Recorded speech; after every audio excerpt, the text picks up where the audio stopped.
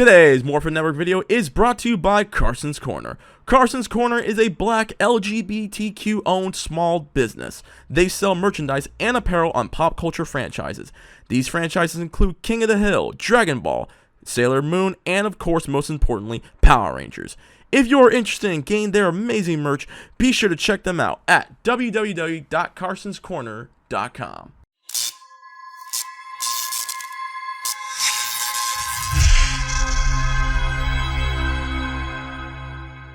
Dad said it came to us for a reason. He removed its metallic crust. Inside the prism was the mysterious Ninja Nexus star. Somehow, Dad was able to reach right into the solid prism and pull it out. He had no idea of its legendary power.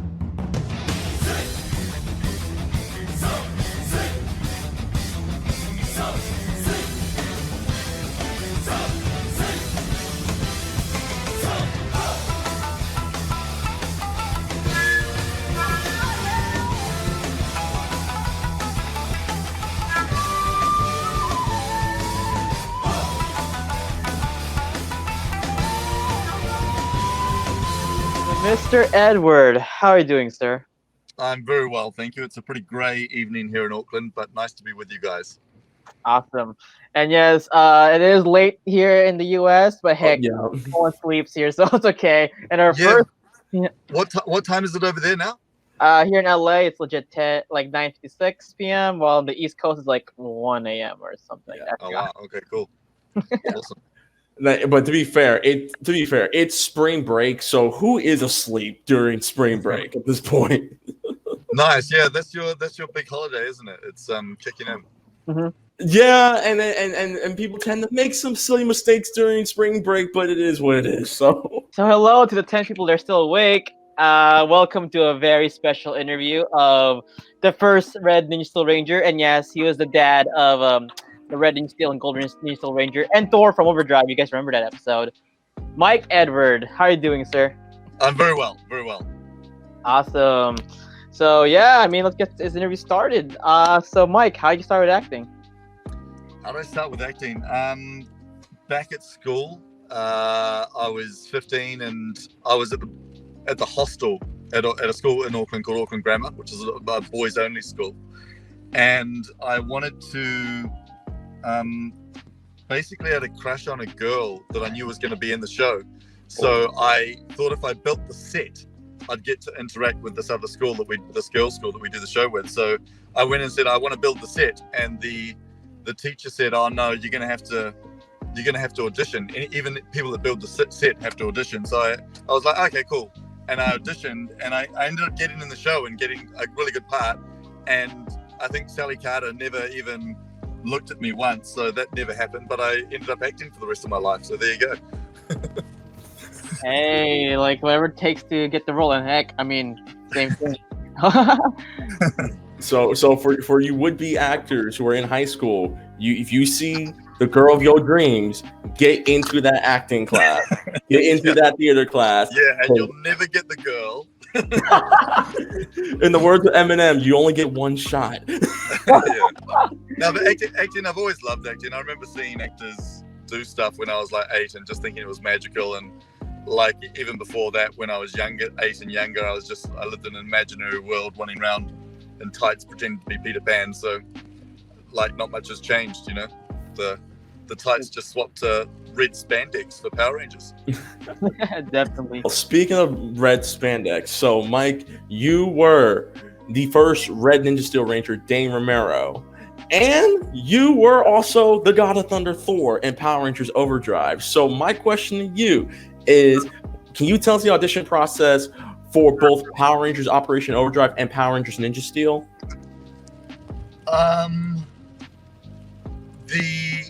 I can't really remember the audition for the Thor character at all, really. I don't know why that is. It was either really, really bad and I've blocked it out, or just really, really short and simple.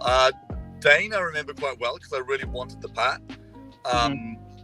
And I prepped for that for a couple of days. And I mean, auditions are interesting. You've just got to go and kind of believe in the role's yours before you go for them. So there's kind of no doubt. And then you just got to come up with really interesting things to do that make people sort of take note. And I remember for Dane, I had this idea that the guy at the start of the scene, Dane was sleeping, you know, and he got woken. And I was all about it. So like they were like, okay, you ready to go? And I was like, yeah, hang on a second. I just kind of curled up in the corner and like started to pretend to sleep. And then like we did the scene, like I got woken up. And at the end, the director was like, what were you doing, man? like it was a really stupid decision. But anyway, there we go. I'm still there. I got there. Hey, but in the end, you were able to get 2 iconic roles, especially the Thor one, because that was the first time I actually saw Thor live action as a kid. Before Chris Hemsworth took the role, you know what I mean? yeah, exactly, yeah. No, the Thor role was really fun because a very good friend of mine, Gerald, played Flurious, the Ice Lord. I don't remember that character. Mm-hmm. And Gerald and I were at drama school together. So we did 3 years of studying acting in Auckland. And then the first job that we kind of worked together, you know, he was kitted out like Flurious and I was kitted out like Thor, and we were there sort of standing 5 meters apart, and he was shooting magic icicles at me and I was sort of deflecting them and shooting bolts of lightning from my hammer at him from afar. And you can imagine before all the special effects are put in, just 2 dudes kind of standing there going and we were just laughing. It was just so kind of silly that this was our, you know, because you spend 3 years studying Shakespeare and learning to speak properly and all those things, and then here you are going, yeah, you know, it was great though. Might as well bring doing pachoo, pachoo, pachoo, pachoo. Yeah, you do make sound effects. You kind of want to. Can you tell us what was like the action scenes were like for? You could say for both Thor Overdrive and Ninja Steel, especially Ninja Steel. What were the action scenes like? Mm-hmm. Your action scene. Well, I remember Thor because, like, I've always been a big fan of doing my own stunts. I don't know why, I just really keen on it. And I remember saying when I was doing Operation Overdrive, oh, can I do my fight? You know, I think I can do it. So the stunt guys go, oh, we'll put you through a proficiency test. And like I did a few forward rolls and kicks and things because I've done a bit of stuff in the past. And they're like, oh, cool, you can do your fight. And then on the day, like the first take, I did a jump kick and I landed, and it was on kind of sandy ground. You know how you fight out on that gravelly bit? Yes. And I landed on uneven ground and I did my ACL. My whole knee just like gave and blew out. And like within one take, I couldn't even stand. And you could just see all the stunt people just going, oh, bloody actors, you know? It was just, as I limped off, and I've taken years to recover from that injury. So I remember that one well. Dane, I remember because I didn't get to do as much as I wanted. I spent a whole bunch of time prepping up martial arts to go back to that role. But of course, they've got this incredible stunt team who you guys probably know about that are out from Japan. And as soon as you do the switch into to Ranger mode, you just get tagged out, and some ninja from afar just comes and does the most amazing things. So really, we get to sit back and someone else makes us look good. All right. I would always say the scene where you slice the star in half is still one of my favorite scenes because it honestly looked pretty epic. Even though we're like, so did he just pull a Piccolo? Did he just die on screen? What's going on? Yeah, that was pretty cool. I remember that was the one where he did the big flying jump. Yes, I did get to do that one, and that was cool fun. That was like a big crane rig that I just got to swing on, and really hard to orient myself. I kind of kept landing on my head, which was surprising, but you know, the magic of TV is like to do it 20 times and get it right. Yeah. Do you have any fun behind the scenes moments that you can be able to tell us without exposing your fellow actors or actresses on set? Oh, look, well, I can tell you something that was kind of fun and sad for me, but amusing in hindsight is you know how there's always a mentor to the Power Rangers, and that season the mentor was Karson, who's like also a friend of mine and an incredible actor. Anyway, the way the season was originally scripted was Karson was going to be the mentor in the first sweep, the first run, and then he flies off to space, and then Dane was going to be the mentor in the second half, and so the Dane character was going to come back as he did and then lead the Rangers through the second half of the season. But Karson did such a great job in the first half that about halfway through they changed their minds. You know, the powers that be went, oh, this guy is so funny and so great. Dane's so damn dour and boring. Let's just keep Karson on. And so I was going through going, oh, it's okay, I'm in a prison at the moment, but I'm going to come out soon and do all the things. And then the worst thing is someone forgot to tell me, like there was some break of chain of command. And I the first couple of scripts came out for the second series and I wasn't in them. And I was like, oh, that's strange. I must be coming a bit later. And then I bumped into Karson, and he'd been told, of course, because it was positive news. He was like, oh, dude, sorry about what happened. Hey, you know, it's one of those things. And I was like, well, that's a bit awkward. Luckily, I love Karson a lot, and I'm very happy for him. And I was kind of happy with how Dane turned out anyway. We had a lot of fun. Behind the scenes stuff, I can tell you, that song that we sang around the campfire sounded god awful. None of us knew how it went. I could play the guitar. It was just, if you could really hear the live version of us doing that, it would just be, you'd want to turn the TV off. Hey, on the bright side, I mean, it was a touching scene, and heck, you had an awesome finale too, so you actually showed your ninja style stuff, so. Yeah, cool, nice one. I think it would have been really interesting to see how Dane, your character, would have mentored the Rangers and stuff, since, you know, it was a ninja season and we wanted to see some Shadow Clone Jitsu and stuff like that. So hold up, Hasbro, all that Transformers money, let's make Dane Romero a Power Rangers Ninja Steel story, origin story. Let's get that. Let's see how he becomes a ninja and everything like that. Look, I'd be all about it. Yeah. Yeah. What was it like being a Power Ranger? What was it like being a Power Ranger? Yes. Look, it's it's cool. You know, like we said before, it's one of those roles that to do something like that, like the fan base for the Rangers, as you guys know, is massive, and maybe we don't feel it as much in New Zealand as perhaps it is overseas, but you know, you're a part of a big machine, and it's kind of an honor to be a part of that legacy, even if it's just in a small way. So that's pretty awesome. I don't think I necessarily got an action toy made out of me, but I think I think there was something like that, which is also a huge achievement as an actor. You always want to be an action toy somewhere along the way.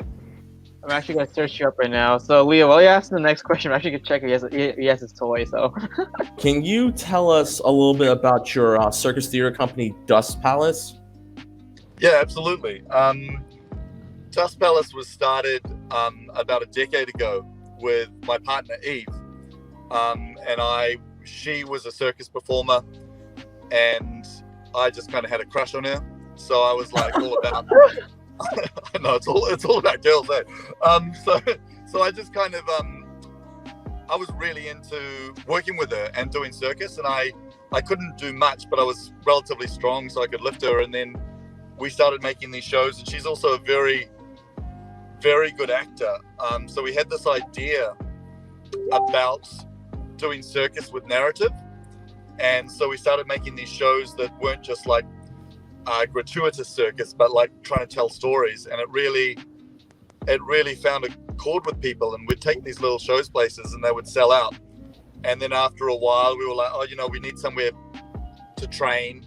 So we hired a little space, and then we thought, how do we pay for the space? So we thought, oh, we'll run some classes. And the next thing you know, there's this massive school now with 250 students, and we've got this incredible team of about 12 professional circus performers doing stadium shows, throughout New Zealand. And I mean, I don't do so much anymore because my body's a bit broken now, but it's once again, it was amazing to see this thing that was just a little kernel of an idea and a fun thing to do grow into this behemoth that is bigger than anything we could have probably imagined when we started.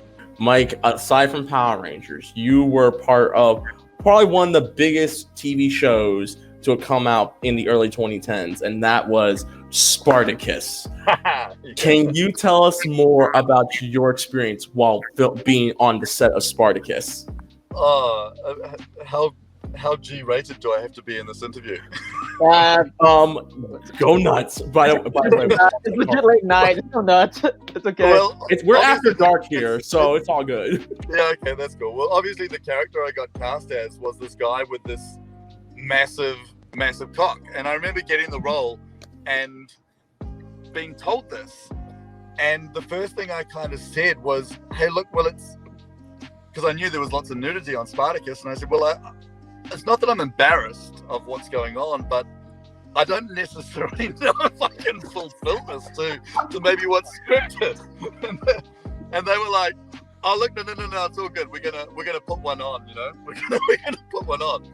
So I had this mold taken of my junk, and I had this guy and this big thing made, like it was massive. Like the one that made the screen was actually the second version that was a tamed down version of the first version. The first version was like beyond. And this guy used to have to put this on. You got to do prosthetics first thing in the morning. So I'd be there at 4 a.m. in the morning, and this poor guy would be like kneeling beneath me, kind of gluing and blow drying and painting, and I'd be standing there. It's very awkward. If I saw him now, we couldn't even look each other in the eyes. We might hug and cry a little bit. But anyway, that was that. And then Spartacus itself, like when I was first on it, it was the first season, so no one knew what it was. And because it was predominantly kind of a green screen show, I remember walking out onto set for the first time, and you're just on sand and surrounded by a green screen, and the director saying, okay, over there's a cliff, and over there's a stadium, and like you just don't know what's going on. I remember Manu Bennett, I had my first scene with him, and he kind of looked at me. He's like the most intense, amazing actor you're ever going to work with, and it was like he was Crixus. He looked at me, and I just thought he was going to eat me alive, and I was like, okay, that's terrifying. And then Andy, who was the original Spartacus, came out, and he did his first lines, and it was when I saw him that I knew the show was going to be successful, because he was just incredible. Like, the thing with a hero, right, is a hero is a hero because they're a normal man that's got the courage to stand up to the world, and he carried with him so much vulnerability and authenticity and truth that when he rose to be brave, you felt it well within you, if that makes sense. And I remember seeing him perform for the first time and going, as soon as I saw him, I went, oh, this show's going to be great, and that was that. I was also close to getting a break on that show. I remember halfway through the season, Rob Tappert coming up to me, and I was having my lunch, and we'd shot maybe 3 weeks and 3 weeks to go, and he said, Mike, you're doing a great job on the show. And I was like, oh, thanks, Rob. That's kind of you to say. And he goes, yeah, I think we made a mistake killing you. You know, this is when you're a broadcast actor that just wants to work full time on a show like this. Being told you're really good and yeah, sorry we had to kill you. That was a shame. We should have kept you alive. It was like the best compliment and the worst thing he probably could have ever said. Oh my god. But hey, you had a great experience, and plus you're in an awesome show. 2 awesome shows, alright. Yeah, it was amazing. Like being part of Spartacus is cool, and I still get messages from people around the world. You know, either fan messages or offering me spots in adult movies. So it's all good.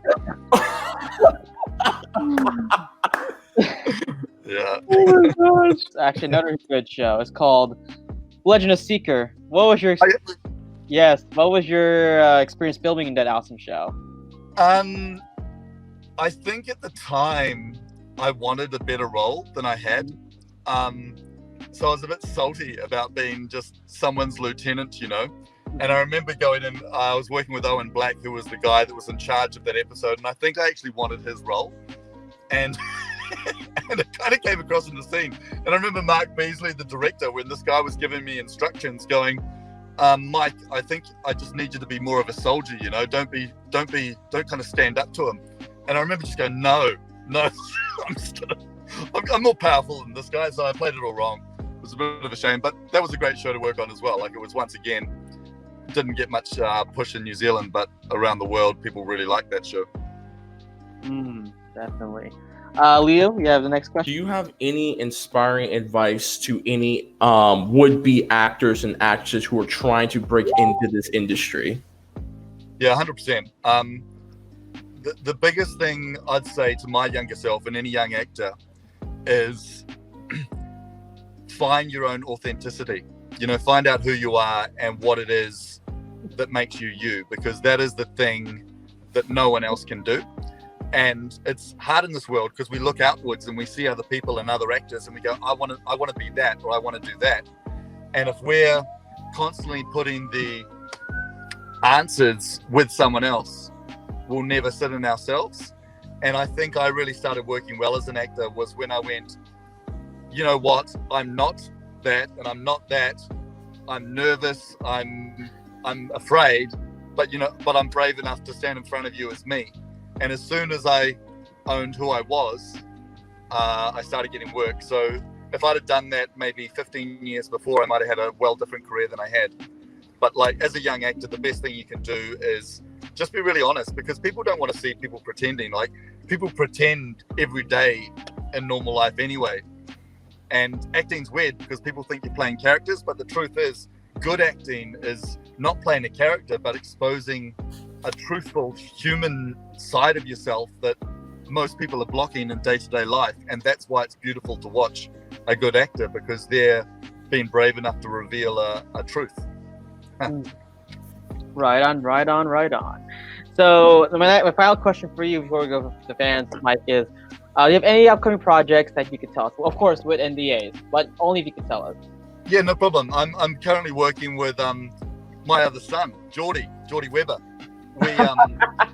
We shot a series in New Zealand called Head High a couple of years ago, and he plays a cop and I play a villain coach of a rugby team, and we got greenlit to go series 2 at the start of the year, so we're about 2 months into filming that at the moment, so that's really fun, and it's fun to see Geordie again. I mean, speaking of handsome sons, I don't know how I got two such handsome sons as those guys, but he's a really nice guy as well, and that show's also a really beautiful show. I don't know if you guys get it in the States, but it's got a really nice heart if you get a chance to look at it. It's called Head High. Awesome. Once it shows, we'll definitely. I'll watch it. Don't worry. I would always watch. Like all the other actors that said like watch your stuff. I always watch it. So Okay, cool. I'll be interested to see what your thoughts are. Yes. So guys, now we go to the fan question. So Mike, I ready to say hi to your Ranger fans. All the comments. So. Cool. All right. So first off, let's do credit to Mish. Says greetings from Mumbai, India. Kia ora. Leave the car on. Yeah, kia ora. Yes. Everett Sanchez says this interview is incredible. And he's okay. Choice. Oh, Paradigm has a question. What was it like working with your son? Will is an awesome guy. he's so positive. He was so keen to learn. He was, I mean, I think they cast the Red Rangers, you know, amongst the younger group. They always look for a really natural leader in life anyway, and Will is definitely one. I mean, you can tell with what he's doing in the world now and the way he pushes forward and his energy and taking life on and leading the way. He is that guy. So he was a Red Ranger without even trying, you know, talking about authenticity. Yes. Belinda Powell says good morning from US, London, UK. Hello. Hey, shouts to the UK. Shouts to the UK. Aaron Gelb says, hi, what does it feel like to wear the Power Ranger suit? Greetings from Argentina. It makes you very self-aware of what you've had for breakfast that morning. I know what you feel, because when I cosplay as my Red Ranger suit, I legit always feel that too. So. Yeah, you kind of, it makes you hold your posture a little bit differently, you know. Yeah. It's not, I mean, it's great. At the same time, it's also exciting, you know, when you put on an outfit like that, you go, oh my god, I'm playing this on TV. That's awesome. Real quick, I have a question, Mike. So, funny enough, it's funny how a lot of New Zealand actors were in Spartacus, but it's also funny that you and Kelson, even though you guys are friends, you both were in Evil Dead. What was it like being in Ash vs. Yeah, I mean, Evil Dead I was so grateful to be on that show. You know, I got to be on the first step there and work with Sam Raimi, who's like huge. You know, what a chance to spend, you know, an episode working with such a massive Hollywood director, and he was such a lovely guy. And the thing that struck me both about him and Rob is they haven't lost their excitement. You know, I remember Sam describing, you know, the terror of the house, and he was describing it like a child tells a story. You know, he goes, you're gonna walk around the corner and there's a skull, and it's, you know, he's like so excited by it. And then seeing him off screen like flicking blood at the actors, and it was just great. It was an amazing thing to work with Sam. You know, and obviously in the first step, you get all, you know, being the first Jedi on that show, all the makeup, there's a lot of trials going on as they look at different versions of what it could be. So it was cool being that, and wonderful meeting the cool cast that came out, working with Jill and all of them. They're really cool people. Yes. Oh, by the way, so speaking of your, you know, of a conversation earlier, Dag said, I just saw William last month, and he told me. This question just came up from Timothy. Eve has literally just got out of the car. You wouldn't believe it. Otherwise, I'd like flick the camera to her. Yeah, my partner is the keeper. We were talking before we went on air. She played it for a season, and she was in the suit, and did more time on the Power Rangers set than I did. Awesome. So yeah, guys, his Mike's wife actually played keeper for season 1 of Dino Charge. Yeah. Tony Izzo, if you could be a Power Ranger again in a future season, would you be a Power Ranger again? Yeah, 100%. I mean, it's a cool show. I don't think Dane's gone. I mean, I know they have the anniversary eps and things where you get to go back. So, you know, and also just as a working actor, you say yes to work. So if it came up, you'd take it. So, but definitely, I had a great experience on that show, and it would be no issue going back to there. Hasbro, look at me. That Transformers buddy that you have made over the last decade, Power Rangers Ninja Steel, the Great Ninja War. We bring back Dane, we bring back the Ninja Steel Rangers, we bring back the Equation Rangers from Alien Ranger, we bring back the Ninja Storm Rangers. We make the Great Ninja War. I'm all about it. I'm there. The ball's in your court. We will, all three of us will gladly take our 15%. Ball is in perfect. Hey, how are having a toy, like a 3-pack? It'll be you, Will, and Kelson in just one whole pack. I'll legit be sick. Yeah, be a good time. Velcro Color says, what was your experience like playing? Oh, I forgot you were Narcissus in Roman. Yeah, what was it like? Yeah, that was really cool as well. Another stunt accident on that one. One of the first fights, I swung my sword, and what was the chap that played the lead? He dropped a shield into my finger and broke my finger, and the sword kind of fell out of my hand, and I lifted my my hand up and my finger was all crooked. I think I can't hold my sword anymore. So I did the whole rest of the season. You would have noticed that Narcissus like had a big kind of gauntlet on, and it was because my finger was broken. It was in a splint. And the final fight where I killed him, I had to punch him like that.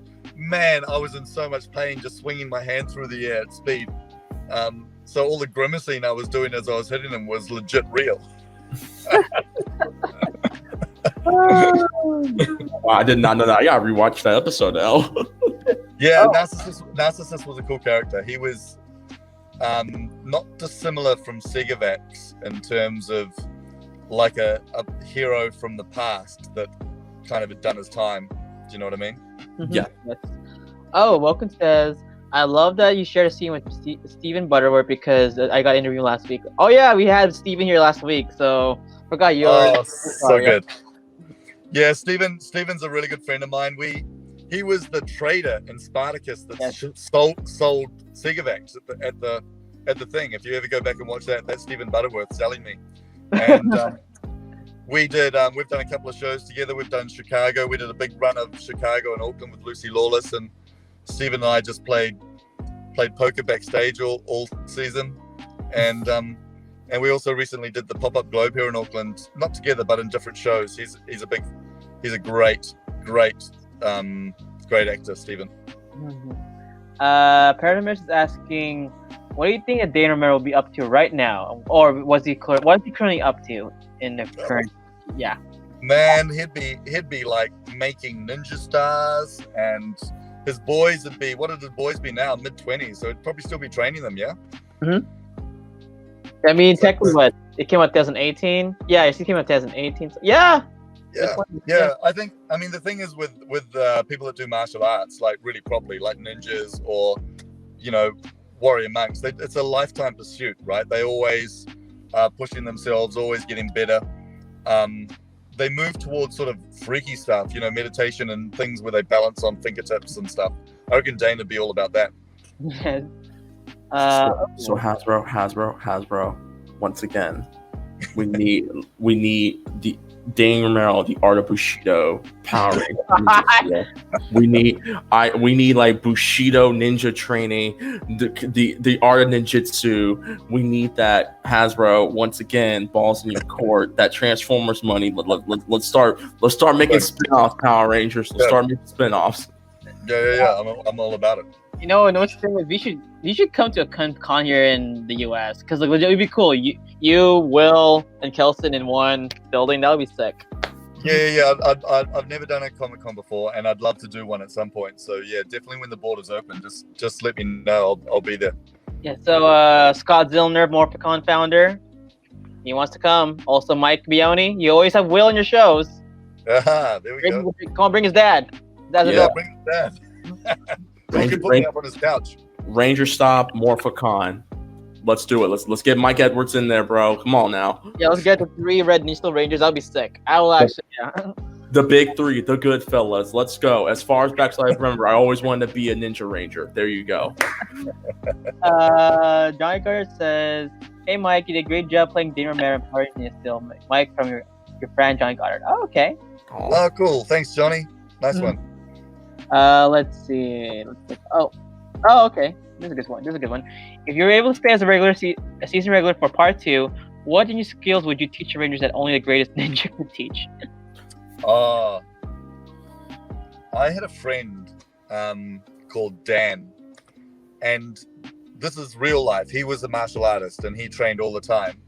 And he had this incredible trick that he played at parties, where he could make himself heavy, and you'd lift him and you could hardly get him off the ground. Or he could make himself light and you'd lift him and he'd literally be light. And he'd do it by sort of moving his chi around his body. But he was so good at moving his chi around that he was able to play this silly party trick of making himself heavy and light. But I think any kind of advanced training on ninjas, you got to start looking inwards, right? It's about internals and moving chi and doing stuff which is like 1-inch punches and things like that Bruce Lee used to do, which you can't even see where the power is, but there's so much power because it's internal. We have a free fan from South Korea. Greetings from South Korea. Hello. Hey. Good. We already answered this, but of course, maybe he was late. He's asking how you get the role of the Power Ranger. Oh, how do you get the role of the Red Ranger? Okay, yeah, it's just a regular, the brief gets sent out to all the agents and you go and audition. So you prepare the best audition you can. And I think I said earlier, you just got to believe that, well, my audition process is I always believe the role's mine to lose, not mine to win. So you don't go in with any doubt. You go in going, I can't wait to show them what I've got.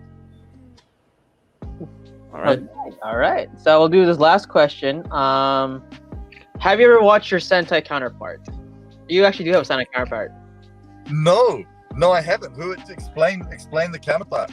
So technically, the same thing as Will. His dad is basically the greatest ninja, and technically his dad was supposed to have died. Like run away, but same thing. So the part where you, Kelson, and Will came back, that was actually from the Sentai, like near the finale. Yeah. The thing is, Kelson's character was the grandpa, your dad. So technically, Kelson's your dad. It was the Japanese version. Well, so that's how it happened. So nice. Yeah. So nice. I've always kind of felt like Kelson's a father figure to me, and you can tell him I said that. I'd listen to his advice anytime. Sit on his knee. Whoa! But hey, he's doing well too. So let's see. Okay, my question, my bad. No, his grandpa's greatest ninja, but his lad. Okay, my bad. Hey, I haven't watched a ninja for like about 3 years though. So, and Mike for being our special guest. Before we finish this interview, where can you find your social media, your fans? Anything to say to people? Look, I'm just grateful for any support. I think as an actor, you put your head down and you just do the job, and you don't really think about the ramifications of doing the acting, And so when things like this come up, I'm always like really pleasantly surprised that people care and that there are people that support, and we don't have a big sort of star thing down in New Zealand, so it's not like anything major, so it's really cool and an honor to be here, and I'm really grateful to everyone's support. It's amazing. Thank you. Yes. Where can they find you on social media, if you have any? I've got an Instagram account because I wanted to look at something once, but I've never posted anything. And I've got like 2,000 followers. Maybe I'll tell you what, this will be the first thing I post. I'll post this interview. For 5 years, I've never posted a thing, so I'll post this. Yeah, I'll do a screenshot. I'll give you a screenshot, so don't worry. If I can, yeah, great. I'll put you in Facebook, so no worries. Leo, where can they find you? You guys can find me practicing my ninjutsu on Twitter, Instagram, the Rex_Fox. YouTube, Rex_Fox. Find all my latest game content on twitch.tv/RecklessFox. And if you want more content, myself and a couple of members of Morphin Network do our own video game podcast every Sunday, the Show Game Podcast. You can now follow us on SoundCloud, Google Podcasts, Spotify, Stitcher Radio, and Breaker Audio, Show Game Podcast. And Ryan, where can they find you? Instagram, DancerBoy247, and please follow us on Facebook, YouTube, Instagram, and Twitter at the Morphin Network. All right, guys, have a good night and have, good evening there in New Zealand. And yes, thank you again, Mike. It was an honor for you being our special guest today. No problem. Thank you very much for having me. Nice to meet you guys. Yes, so we'll do a goodbye wave. So bye, guys. Bye, guys. Today's Morphin Network video is sponsored by Ranger Stop and Pop, which is now August the 27th to the 29th, 2021 in Atlanta, Georgia. And Ranger Stock Convention, which is now November 11th to the 14th, 2021 in Orlando, Florida. Go to rangerstop.com for more info.